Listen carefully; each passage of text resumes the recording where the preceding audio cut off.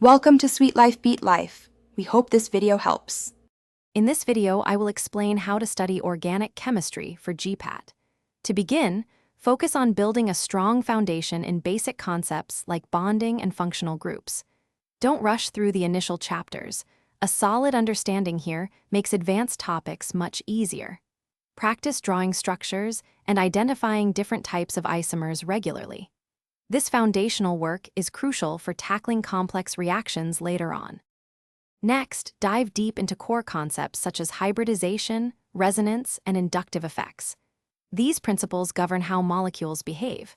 Systematically learn different reaction types, including substitution, elimination, addition, and rearrangement reactions. Crucially, always draw out the reaction mechanisms step by step.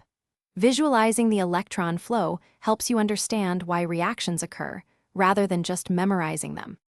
Mastering organic nomenclature is essential. Dedicate time to learning and applying EUPAC rules for naming various organic compounds, including those with multiple functional groups. After understanding a topic, immediately solve a variety of practice problems. This active recall reinforces your learning and highlights areas needing more attention.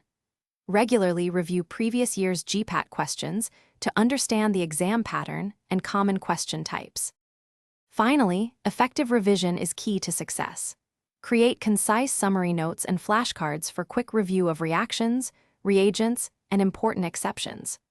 Regularly test yourself on key reactions and mechanisms to reinforce your learning and identify any gaps.